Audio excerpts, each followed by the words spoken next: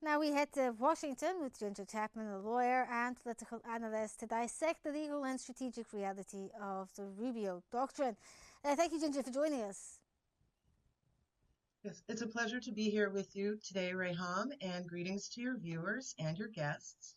Well, let's start off here by asking about Rubio. He invoked the spirit of 1904. In a modern multipolar world, can the U.S. treat Latin America as its backyard without driving those nations further into the arms of a country like China? Well, Reham, it appears that President Donald Trump and Secretary of State Marco Rubio have ignored history or have not studied history. Indeed, Rubio believes that we are in the Dunroe doctrine, or we're reliving the Monroe doctrine. And they have right off the bat misunderstood the Monroe Doctrine. The Monroe Doctrine was originally to keep both European colonial powers as well as American colonial and invasive powers out of South American, Latin American countries to respect their sovereignty, to keep peace in our Western Hemisphere. And this became replaced by the Roosevelt corollary. As we know, President Roosevelt had the speak softly and carry a big stick, and he began a policy of interventionism in Latin America, in Nicaragua, Cuba, other South American states, and this actually created so much unrest and created so many problems for America because we were invading these South American countries that the next president, Herbert Hoover, began the Good Neighbor Doctrine. And the Good Neighbor Doctrine was a policy of America getting out of these countries, a policy of non-interventionism, because we had created so much unrest under Roosevelt. So it appears that we are actually transitioning back to a good neighbor doctrine out of necessity because of the unrest and the acrimony, the resentment towards America that is being carried out by our recent activities under President Trump.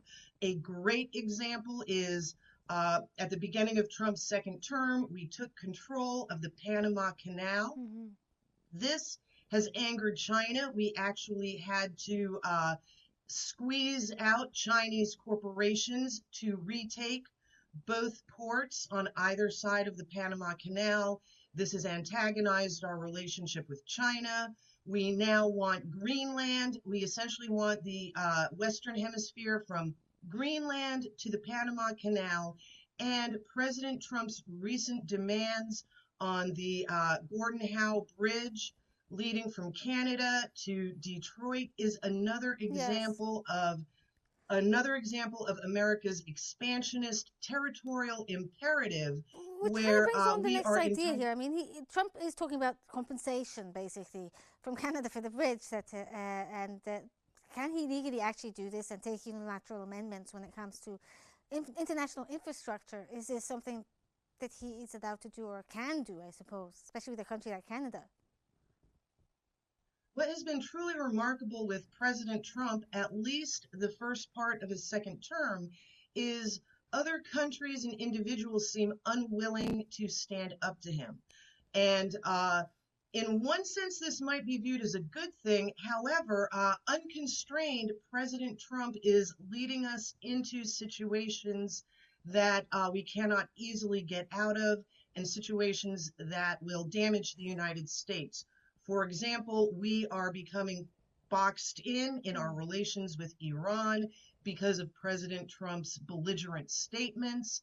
And we have previously antagonized Canada over trade wars, over digital restrictions. So we are at the risk of antagonizing Canada even further.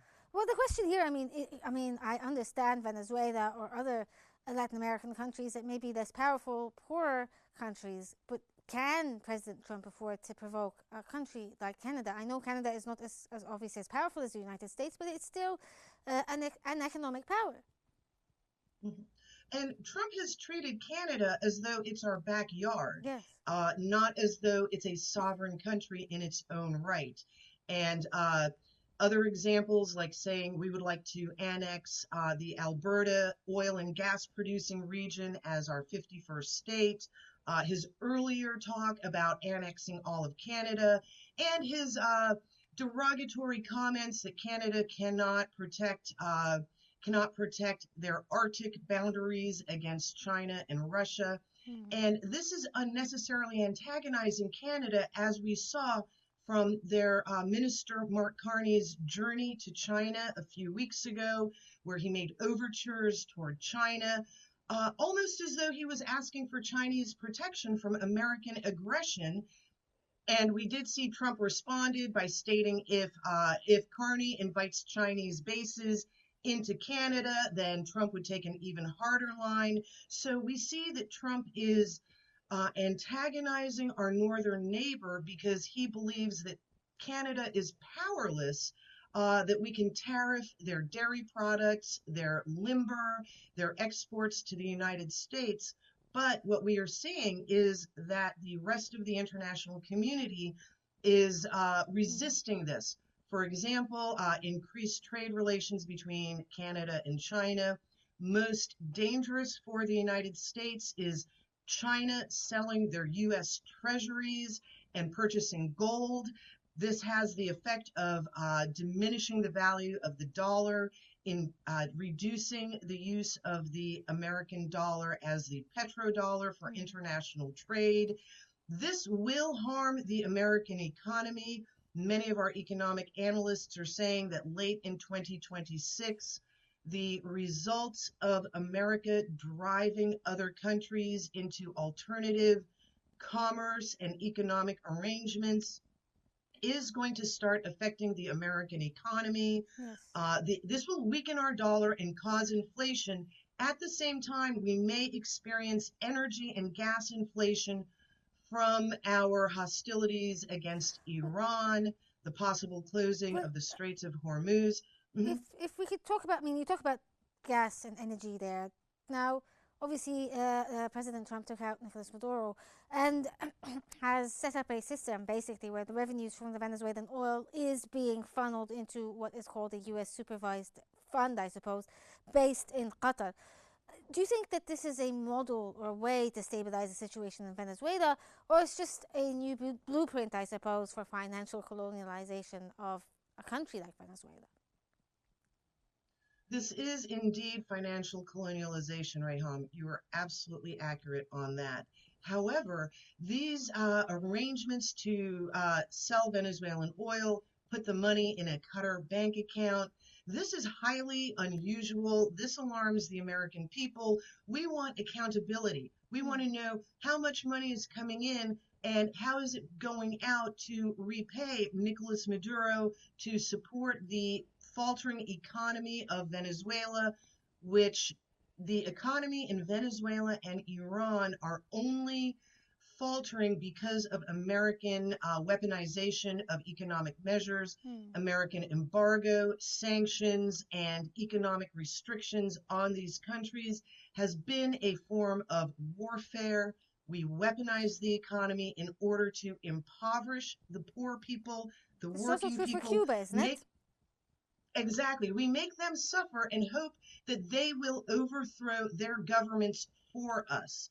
And this is not just a failed policy. We see it has never worked, but more importantly, it has caused a great deal of suffering for the Cuban people, for the Iranian people, for other countries that we have targeted. And this could be viewed as a crime against humanity. These are humanitarian crimes.